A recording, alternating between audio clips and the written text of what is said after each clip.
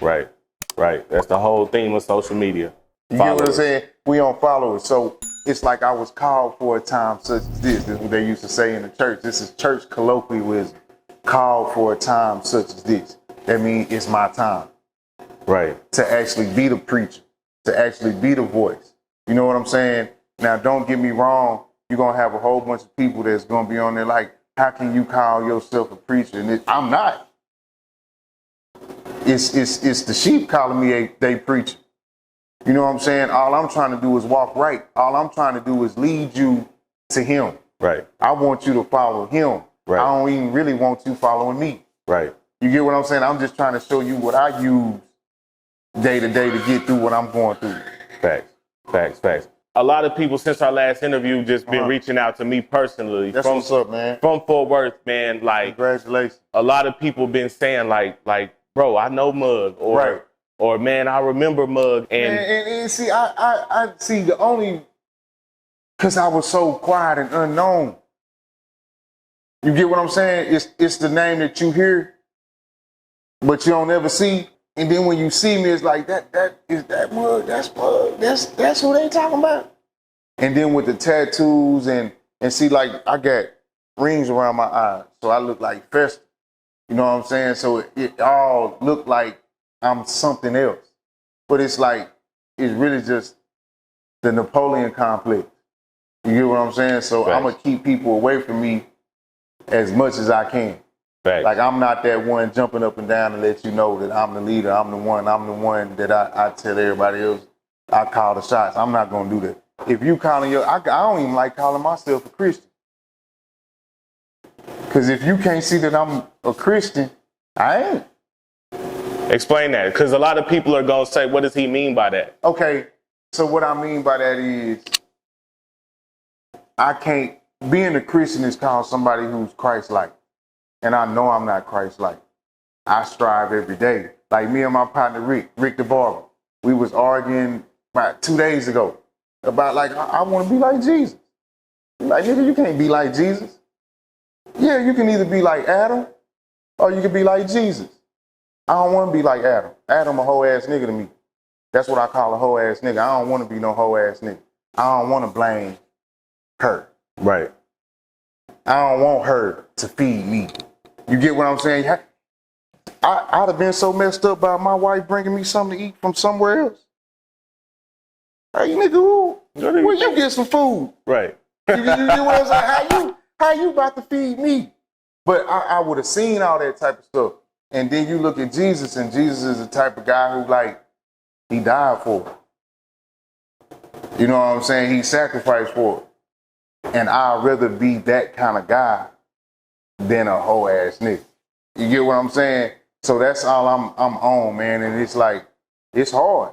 And to say that I'm like him, I'm lying. I'm lying through my teeth. But for somebody else to see that in me, oh man, it brings the best joy in my soul, because you actually seen what I'm trying to be, what I'm striving to be. You get what I'm saying? So, and the people who see it are the people who need it. You get what I'm saying? It's a lot of people that won't hear me, that won't see me and all that, but I don't mind, because I'm not for you. I wasn't for you. You get what I'm saying? Right. Do you still identify as a street nigga? But see, the first thing about it is I was never a street nigga. Okay. I was with street niggas. Okay. You get what I'm saying? And because I'm a leader, I was leading street niggas. So that was just God making me look like a street nigga. I just look like a street nigga. And of course now, like, being institutionalized, it's a lot on me, man. You get what I'm saying? That I can't even take off. You get what I mean? So I can't say I ain't no street nigga. Right. You get what I'm saying? I get where you're going. But I can't say I am either. Right. Right. Okay. And that kind of, this is such a good organic, natural conversation, because that was going to lead up into my next question is although you have changed, are there still times, because you said it's a daily process for you to be more Christ-like. Are there still times to where you might go through day-to-day life and you might have something happen in business and your first reaction is like, I was, Yeah, that I say the last little phase of my life, that was that. I kind of grew out of bad customer service.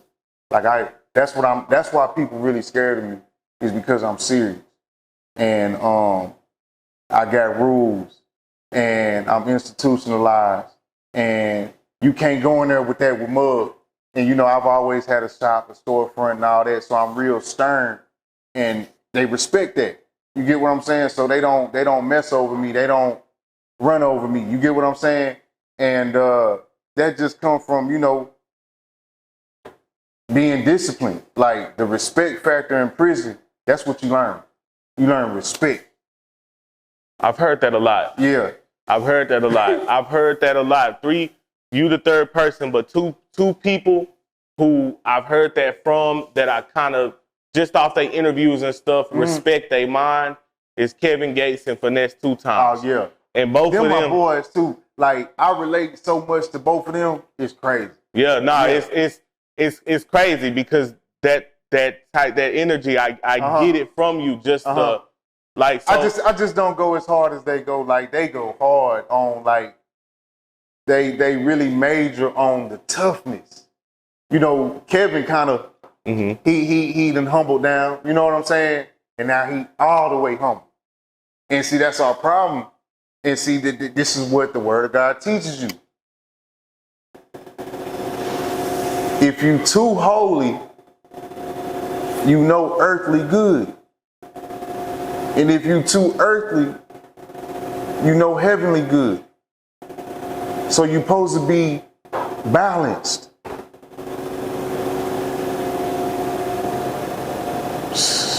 You know why you're supposed to be balanced? So you don't lean too far the other way and fall. Right. That's crazy, man. You get what I'm saying? Yeah. And just shout out to TD Jakes. I learned that from him off of, service one Sunday. And you just, once them be so much, that's meat. That's food for the soul. And when you get that food on Sunday mornings, it builds your faith. Facts. So I can never lose that. It's in you get what I'm saying? Facts. It's in my story. Facts. And it just came up just right now, off of Finesse and Kevin Gates. Right. That's crazy to me. You get what I'm saying? Yeah. No, so like I was saying, that one thing they talk about prison is that, one of them said, and Wallow too, shout out to Wallow. Yeah. Wallow was like, that's the poster boy for real, for what you supposed to do when you come home.